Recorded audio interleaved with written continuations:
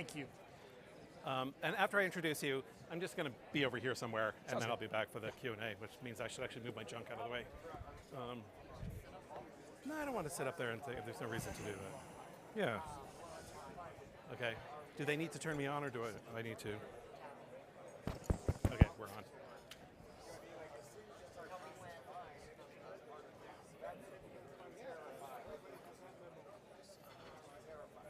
I'm ready. Yep. Yep. We're go. All right. We're now up to the lunch speaker portion of the event. Let me step away from the speaker a little bit. And we are very excited and honored to have Laurent Therivel, LT. I think, did my microphone? LT is the president and CEO of UScellular, which is the fourth largest wireless provider in the US with over 5 million customers. LT is focused on growing UScellular's business and positioning the company for future success. He's on the board of UScellular and UScellular's parent company, TDS. And before he joined as president and CEO in July 2020, he had already much more than a decade of experience. He worked at AT&T, where he held roles as Chief Financial Officer of AT&T Business Solutions, Senior Vice President of AT&T Small Business Solutions, and then the most recent position was CEO of AT&T Mexico. And before his career there, he was Chief Operating Officer at IPCelerate and spent time early in his career at Bain & Company. He also completed 4.5 years with the U.S. Marine Corps, earning the rank of captain and serving as telecommunications operations officer in San Diego and a communications officer in Southeast Asia. I almost wish I could have done that in reverse, because you literally did come up from the trenches.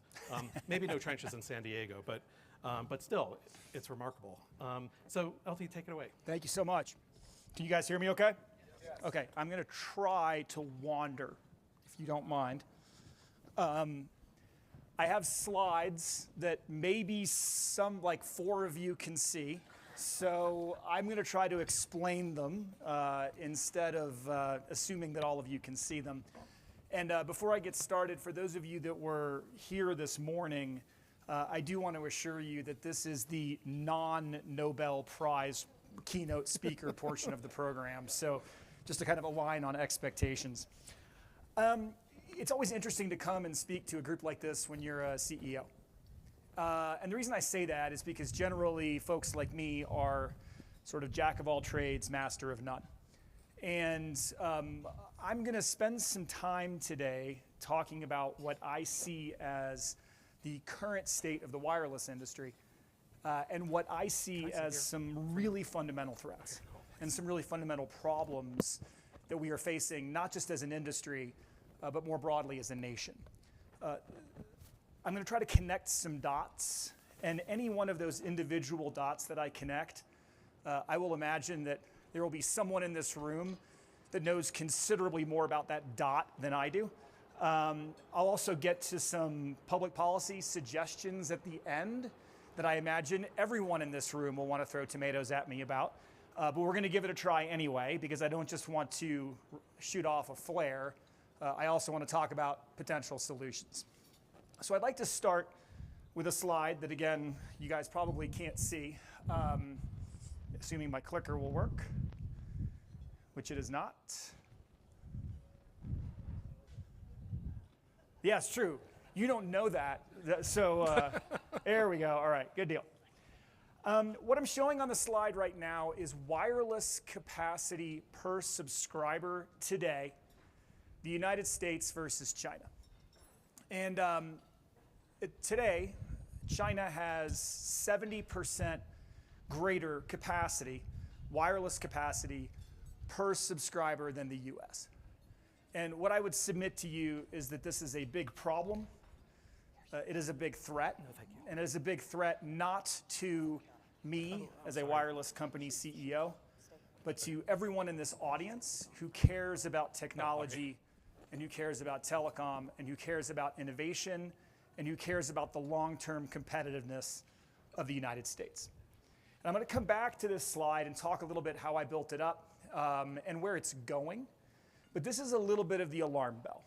70% more wireless capacity per subscriber, China versus the US. There's 3 points I'm going to try to make today. My hope is that the first 2 will be relatively uncontroversial. That is that leadership in mobile connectivity should be a national priority. And you'll notice I picked on mobile connectivity. I do want to recognize some really good work has been done by folks here in the audience, whether it's NTIA, whether it's the FCC, whether it's Congress. As a CEO, it's usually good practice to not insult your regulators in public forums. And so I do want to call out the really good work that's been done broadly. But I do worry about mobile connectivity. In the area of mobile connectivity, we are falling behind China. And I'm going to give you a couple proof points behind that. And then I'll close with a couple thoughts about how we might be able to bridge that gap over time. First of all, why should you care? Does connectivity really matter beyond just the self-interested and profit-driven motives of a wireless company CEO? Forward-looking assessments would say, yes, it does. Right, so I've put 2 studies here. There are probably hundreds of studies that connect the dots between greater levels of broadband penetration, greater levels of broadband connectivity, and long-term prosperity. And so the ones I've picked here show that a 10% increase in mobile broadband penetration drives between 1.5 to 2.5 percentage points increase in GDP. Alternatively, a bunch of studies have been done on 5G and the 5G impact, which is in the trillions if done correctly. But this is forward-looking. In my industry, we actually have a bit of a benefit that many people in social networking or AI or some of the other topics that we've talked about today don't have, which is that we have the benefit of history.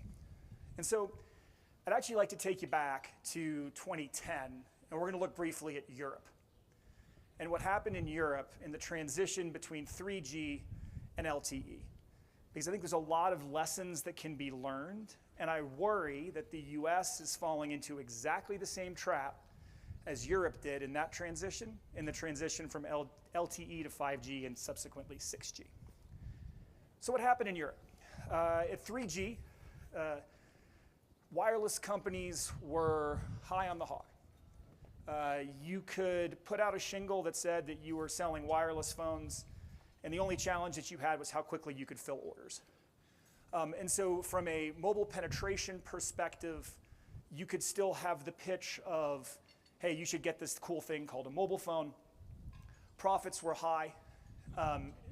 Investment was huge.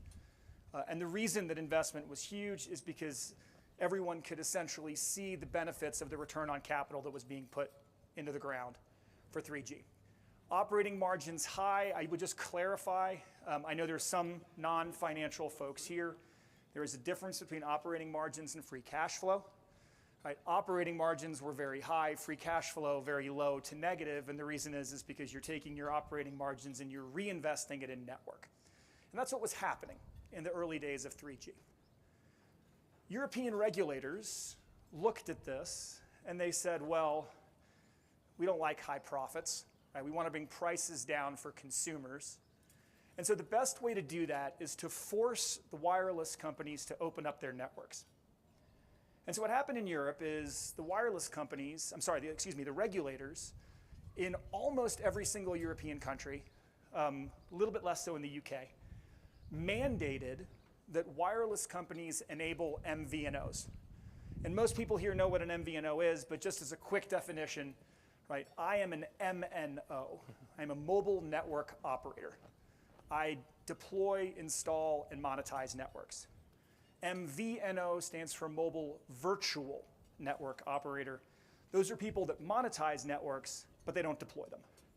And so in the US, right, all the cable companies right now are mostly MVNOs. A lot of cable companies are putting their own network in as well, right? But when they're riding on top of Verizon's network to resell wireless, that is an MVNO. Some of you guys may have seen the Mint Mobile acquisition by Verizon. You might have seen Ryan Reynolds in the latest disgustingly successful thing that he's done, selling Mint Mobile. That is another MVNO. European regulators required that wireless companies open up their networks to MVNOs. And in many cases, they actually mandated the price at which they did so. And so what happened is wireline players came in, mostly cable, and they resold wireless, and they resold wireless essentially either at cost or even as a loss leader. They used wireless to help differentiate their wireline offering. Thank you. And what happened as a consequence was ARPU, average revenue per user, was $38 in the EU, while it was $69 in the United States. And so regulators could look at that and say, thumbs up, mission accomplished, right? We want prices to be lower. And by requiring wireless companies to open up their networks and creating more bundled offerings, we've brought prices down. So from that perspective, it was a hit. Where it was not was in investment by wireless companies in the next generation of wireless technology. And so what you saw is you saw a massive underinvestment in the part of Europe when it came to 4G, when it came to LTE. And so at the same time frame, even though prices were higher in the US, you had 82% coverage of LTE versus 54% in the EU. And for my company, we focus primarily on rural America, an even greater disparity. So in the US at the same time, it was 48% of rural America had access to LTE versus only 12% in the EU. And so consequently, what you saw over time is you saw a much, much slower adoption of LTE in Europe. Japan, the US eclipsed Europe when it came to LTE adoption. And then what happened is innovation follows connectivity. And so over time, what you saw is 19 out of the top 20 software as a service or over-the-top companies were either in Asia or the US. And I can cherry pick a whole variety of different metrics to show you how Europe fell behind, right? How Europe lagged the US, not just in connectivity, but in innovation, in technology development, in creating those new companies that drive success, that drive innovation, that drive GDP growth. And so this was not just a connectivity lag story in Europe. This was an innovation lag story in Europe. So we as the US, we high-fived. We say, let me forward it, here we go. We did a heck of a job in facilitating the transition between 3G and LTE. What I'm showing you here is now how are we doing today? So how is the same industry doing in terms of investment and driving that proper balance between pricing and investing in infrastructure? What I'm showing you on the screen here is capital intensity. Capital intensity is a metric that essentially says, how much capital do you have to spend for every dollar of revenue? Highly capital intensive industries like mine kind of hover between 15, 20, sometimes even 22, 23%. So we talked earlier about how operating margins can be very high in my industry, but cash flows are low, and the reason for that is we're reinvesting all those operating margins back into capital. So the capital spend of wireless is massive, and that's what you want. Right? Everyone in this room wants me spending capital. You want AT&T, you want Verizon, you want T-Mobile to be plowing capital in because that's infrastructure. Right? That is using the private sector to invest in infrastructure that benefits everyone. So one metric that we track pretty closely is how much revenue do we get for every dollar of capital that we spend? And that's capital intensity. And so what you see here, for those of you that can see it, is this massive drop in capital intensity over the time frame of 3G. And what was happening is we all invested in 3G networks, and then people started using them, right? They actually started getting phones, and they started using them, and they started paying for it. And so what you see here in the time frame between 2002 and 2008 is this period of really deep mobile phone penetration with people. Everybody went and got a mobile device, started using it, started using data plans. And so even though we were spending capital at a pretty high clip, revenue was growing as well, and so it was a really good trade-off for the industry. We were in very good position. Then we got to LTE. And what you see, for those of you that can't see it, is you saw wireless intensity go from 31% in the early days of 3G to 15% in 5 years. And the reason for that is because you got the revenue growth. What happened during LTE is that capital intensity stayed generally flat, 15, 16, 17%. We're investing in LTE networks, but the reason you invest in LTE networks is because you're wanting to support one specific application, and that is mobile video. So LTE was designed for mobile video. People used more and more of mobile video, and they were willing to pay for it. And so again, that linkage between our investment in networks and the revenue that we received stayed true, stayed aligned. And so what you saw is you saw capital intensity stay practically flat, 15, 16% during LTE. And I would argue that's a very healthy place for an industry to be. Now, for those of you that can see it, you can see what happened in 5G. And so what's happened in 5G is capital intensity has gone from 14% back to 22%. So we are having to spend, as a wireless industry, a lot more money in capital for every revenue dollar that we take in. We're investing in 5G networks, but there isn't that killer use case. There isn't that mobile video use case that we can go monetize. And so consequently, the industry is getting less healthy from a capital intensity perspective. And so then you say, well, LT, this seems like a pretty easy solution, right? Spend less capital. Well, that's what we're doing. So if you look, sorry, it's being a little ornery. Come on now. There we go. So over the last year, and if you forecast next year, capital intensity in my industry is going to be dropping. And in fact, we're forecasting it'll go to kind of a 17, 18%, which theoretically would be healthy. But the problem is that the way that we are hitting those capital intensity numbers, which is what our investors require and which is what the market requires, is not by growing revenue.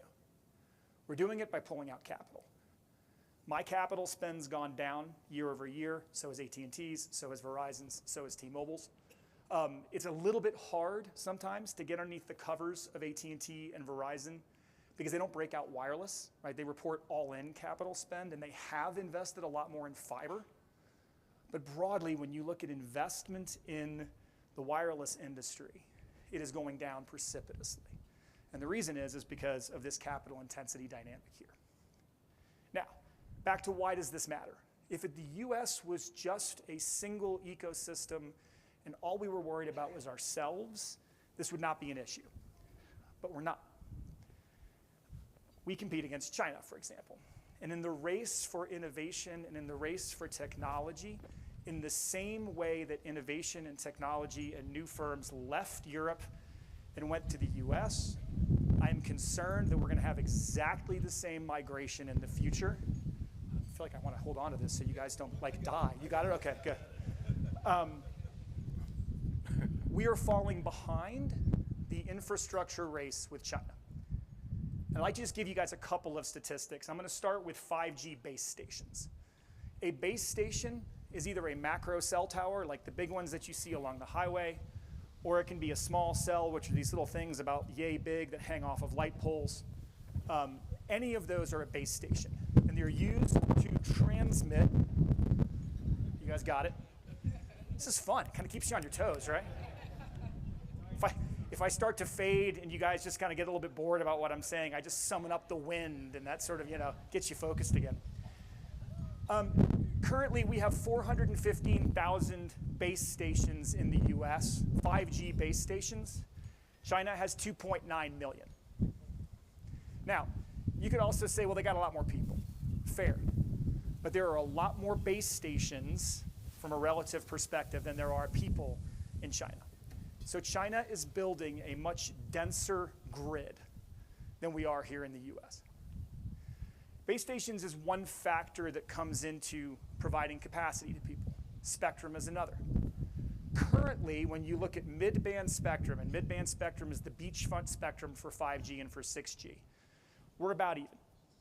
In fact, the US is just slightly ahead in terms of licensed spectrum that has been deployed. But when you look at the plans that China has to deploy spectrum, we are going to stay flat at about 644 megahertz of licensed spectrum deployed. China will be at 1320. They're going to have more than double the amount of spectrum cleared for wireless carriers to use. This is licensed spectrum. And so you put those two things together, the number of base stations, how dense your wireless grid is, and the amount of spectrum that you allow carriers to use, and it's going to significantly increase the amount of wireless capacity that China is going to be deploying for the good of their people. When? And so if I translate that into spectrum priorities, what does that mean? Just double-clicking on spectrum for 1 minute. The first point, and this will come as no surprise to anyone, more, right? More is better. We need to find ways to clear more spectrum for wireless carriers to use so that we can keep up with China. The second piece is, it needs to be licensed full power spectrum, and this is where it's going to start to get less popular with certain people in the room, right? It is very difficult to spend capital behind unlicensed spectrum. If you don't own spectrum, if you can't guarantee that you're going to get access to spectrum, it is very risky to go put a bunch of capital behind that. And so if we assume that we are in an infrastructure race with China, which we are going to have to find ways to incent capital investment. And unlicensed spectrum does not incent capital investment. It's a panacea. There is a time and a place for unlicensed spectrum. I'm not anti. Private networking, great use of unlicensed spectrum. Some very specific geographies, right, where major carriers aren't going to go build out. Great spot for unlicensed spectrum. But unlicensed spectrum as the solution for global competitiveness, US versus China, is sorely lacking. And the final thing I'll point out is global consistency. This is where you really are not going to be able to see anything on the slide, because this is where it gets even nerdier than so far. So you're just going to have to bear with me. This is a band plan. What this shows is for each of the major bands that Spectrum can broadcast on, where the US either has already cleared spectrum or is thinking about clearing spectrum, versus where China and other countries have already deployed or are thinking about deploying. And what I'll point you to first is, and you guys, I apologize, you really can't see this, but what you will see is the US from an overall consideration perspective is behind when it comes to other countries. And we're particularly behind in a specific band called 6 gigahertz. And so 6 gigahertz is a band where practically every other country in the world has decided to take this band and point it at midband, clear it and let it be used for licensed wireless usage. The US has not. Right? We've made decisions in the past that say where this is going to be used for unlicensed Wi-Fi. My perspective is I think we have to revisit that decision. I think we're going to be falling further and further behind because of these decisions are hard, but we have to make hard decisions if we're going to keep up with the Chinese. So, if I pull this back together again, I talked about China building a denser grid, 7x the number of base stations, and I talked about China deploying considerably more spectrum. That's going to take 70% more capacity today, and it's going to make it 160% more capacity in 4 to 5 years. That is going to be a massive difference in terms of the quality of the wireless network and the types of innovations that that wireless network can support. And just to be clear, I'm not talking about 160% better streaming of TikTok, which benefits the Chinese, I guess, twice, right? This is meaningful for autonomous cars. This is meaningful for AR, VR. If you're an AI provider, this capacity, this latency, this speed difference matters. If you want to be in drones, this matters. And so this gap between the US and China has to be addressed in some form or fashion. There's one other gap that I want to highlight, and that is around innovation and R&D. And what I'm showing here on the screen is patents. So what you see over time on the left-hand side is a line graph from 2011 to 2021. China has essentially caught up to the US in terms of total patents in use. But what I really want to highlight is wireless patents. The US has 18% of the world's 5G patents. They have 35% of the world's 6G patents. Good news, we have more 6G than 5G. Good progress. The problem is the Chinese have 27% of the world's 5G patents and 40% of the world's 6G patents. And so it's not just on infrastructure or on spectrum, but it's also on innovation, where we need to roll up our sleeves and get to work. And so that brings me finally to my conclusion. I'll bring you back to the three key points. One, wireless matters. Connectivity matters. I don't think I need to make the point that connectivity matters, because I heard all of you talking this morning about BEAD, right, about all the investment that's going in, all the innovation that it drives. And I give huge credit to the people in this room for what you have accomplished in that area. We as a nation have decided that connectivity matters, and we're putting money behind it. But right now, the vast majority of that money is going to go to fiber. Right? That money will not translate primarily to the wireless industry. And that matters, because from a wireless perspective, we are falling behind China substantively. If we're going to change that, we have to prioritize three areas. I'm just going to do a quick double click on these. The first is spectrum. We have to clear more spectrum, particularly mid-band spectrum, and particularly the 6 gigahertz band. And I just want to talk briefly about 6 gigahertz and why this is important, because some of you could say, well, we could just clear a different band. What's the big deal? Why do we need to be in concert with the rest of the world? Ericsson, Nokia, Samsung, these are my three biggest providers of radio equipment. They have a rhythm, right? And they have a rhythm of developing radios and antennas and radio equipment. And if I can leverage that rhythm, it's not more costly for me. And so if they're deploying a radio and they're deploying that radio for the entire world, it's a lot cheaper for me to use. They will create radios just for the US. They'll create radios just for AT&T or Verizon. Maybe if I ask really nicely, they'll create them just for me. But it gets a lot more expensive. And there are ecosystems that build up around these bands, ecosystems of applications and devices. And we do not want to be out of sync with the rest of the world when it comes to the bands that we're investing in.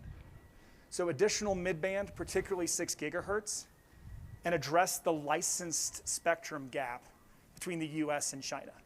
75% of the mid-band spectrum in the US is unlicensed. 75% of the mid-band spectrum in China is licensed. A lot easier to put money behind spectrum that you own and that you know you're going to have access to. We have to put more money behind infrastructure. BEAD is a fantastic start.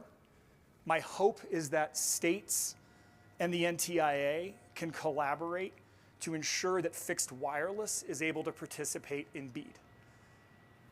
And for those of you that don't know, fixed wireless, right, is using a radio that's up on a cell tower, but it's connecting a home or a business with broadband. We sell it today. It's a high-speed, high-quality product. The benefit of putting money behind this is if I deploy fixed wireless in a single geography and I put a new tower in, I'm going to put that new tower in, I'm going to put those radios on top, and I'm going to be able to connect the homes and the businesses in the area with about 300 meg broadband. It's a really high-quality product. But we don't just do that, right? If we're putting radios up on a cell tower, we're also going to put 5G radios up there. And so the investment in fixed wireless doesn't just connect the homes and businesses with broadband, you're also providing 5G coverage for that area, which in a lot of these areas doesn't exist today. Also, we have to treat the 5G fund more broadly than we are today. I love what we're doing with BEAD. I'm encouraged by it. We have to find a way to put similar emphasis behind wireless. And finally, and this is perhaps the most interesting thing for many people in this room, we have to find a different way to approach innovation. The Chinese treat innovation as a national priority. They are aligned and coordinated behind their public, their private, and their academia. We have to find a way to create something similar for wireless. I am not suggesting top-down innovation. I am not suggesting that the president dictates something and all of us go and innovate on it. But there has to be a way for us to create a center of excellence, to bring together companies like AT&T, Verizon, T-Mobile, but also Ericsson, Samsung, Nokia, some of the brilliant professors in this room, some of the three-letter agencies that are doing a ton of work in this space. We have all the necessary ingredients to differentiate the US, but we're not aligned. We're not coordinated. And so that's the third piece that I think we have to find a way to solve. And the final piece I'll leave you with before I go to, I don't even know if I have time for questions or if I'm just delaying you guys from dessert. We'll do a few. I just remind you, LTE built for mobile video. We in the wireless industry, we saw a need. We saw our customers wanting to use their devices for mobile video. 3G was a pretty bad experience for mobile video. And so we built LTE. But when we built LTE for mobile video, we also created an ecosystem that enabled Uber, and that enabled Zoom, and that enabled the Khan Academy, and that enabled DoorDash. None of those things happen without the necessary investments in LTE. And many of you are probably looking at the icons on this slide and you're saying, LTE, those are pretty dated. Exactly. 5G is now creating the underlying plumbing for the applications and the solutions that are going to matter tomorrow.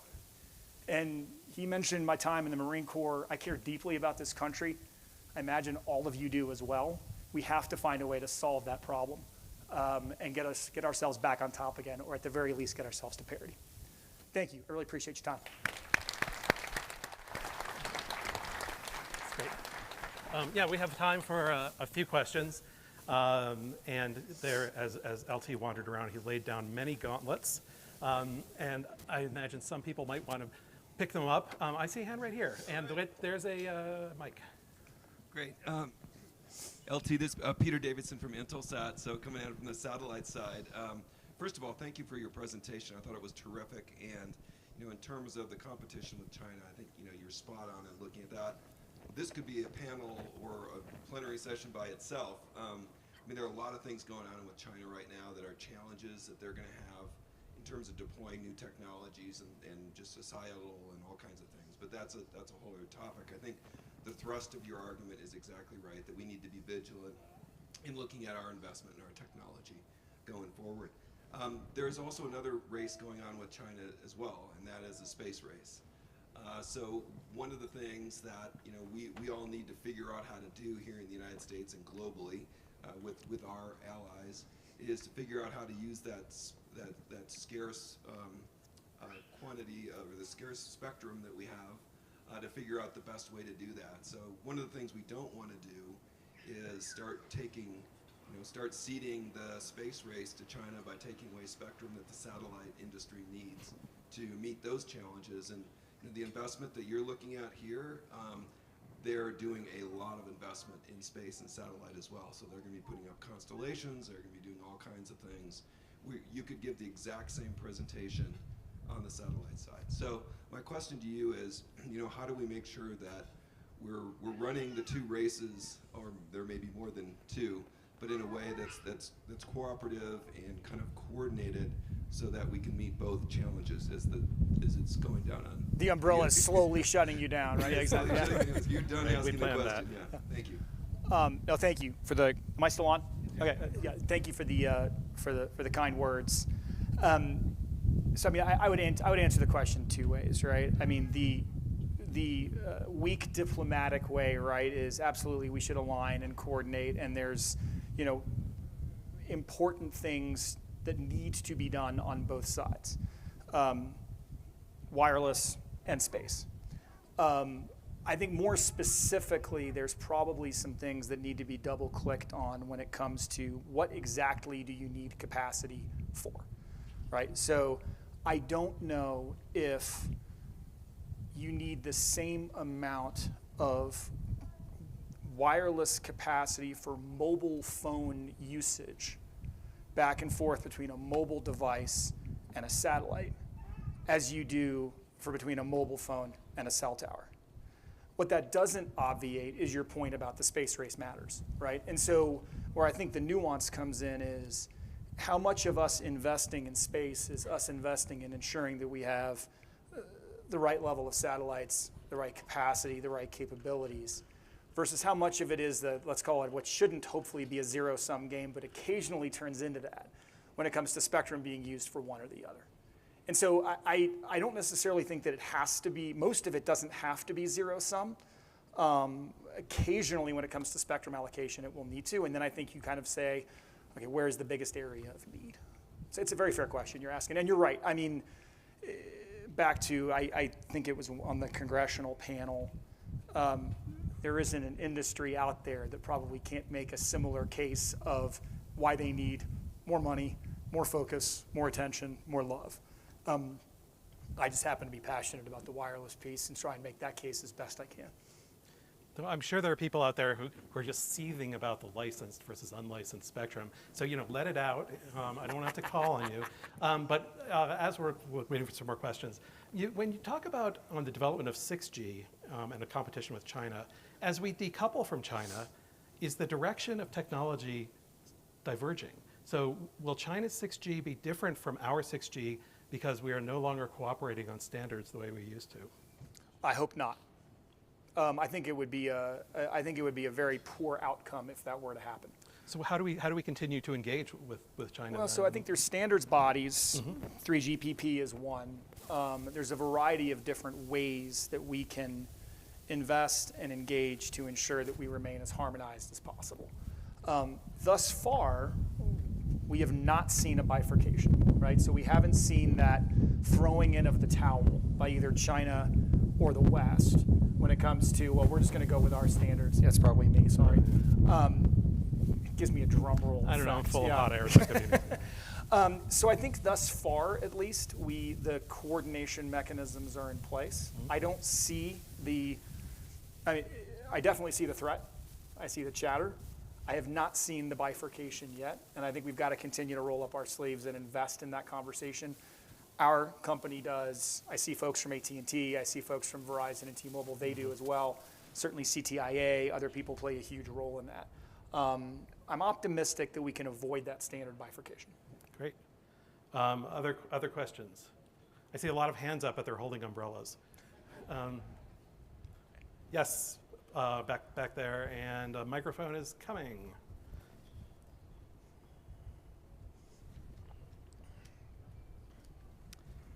Hi there. Hi there. You mentioned 3GPP just now, and I think it's version 12 or 13 of that, they introduced this Sidelink standard, which allowed for peer-to-peer networking, which would basically cut out the MNOs completely. Do you see this as a threat to MNOs, or are you going to require the federal government to come in and protect your assets? Well played. I don't know enough about I'm aware of it. I don't know enough about it to give you a nuanced answer. What I can tell you on one hand is I remain concerned about any technology, right, that can connect people better, more efficiently, more effectively, more cost effectively than we can today. But when I say concerned, I also view that as an opportunity, right? I mean, the mission of my company is pretty clear. We connect people to what matters most. We live that, put our money behind it, put our effort behind it, put our people behind it. If there are other technologies out there that can help me connect people to what matters most better, I'm all ears. And let me talk briefly about O-RAN, for example, because I know that may be on some of your minds. I am a long-term enthusiast, near-term skeptic when it comes to O-RAN. Open radio access networks. So the idea of open interfaces between different components of the network that allow you to plug and play different manufacturers inside of the network. The reason I'm a short-term skeptic is because we've tried it and it didn't work. We have our core network with one manufacturer. We tried putting a different manufacturer in. It worked in the sense that the interface worked, the technology worked. I wouldn't put something live that didn't work. But the second something went south, right, it's very difficult to operate a network and be a systems integrator at the same time. And so it's a terrible phrase, but I was a Marine, so I can use it. I like having a throat to choke when there's a problem. And if I have to choke, there's no problem. This has been great. Okay. All right. when there's when there's a problem and I can't identify who that problem is with, it makes running my network and it makes fixing the problem and it makes serving my customers extremely difficult. I think O-RAN is a fantastic opportunity to innovate in the wireless space for a long time. I'm not anti-O-RAN. Just like I don't know if I'm anti-Sidelink or not, I need to dig into it more. What I'm for is things that help me serve my customers better, and what I'm against is things that disrupt that. And so we have to find ways that manage the short term versus the long term. I think O-RAN's a good example. Okay, well, definitely here. And then there, and that'll be the last question. Hi, Michael Calabrese from New America. So just, I'm sure a lot of people here are thinking of, I just wonder if you could answer to maybe 2 points of skepticism about revisiting the 6 gigahertz allocation, which was done, 3 years ago and has gone to market and hundreds of millions of devices are out there. One is,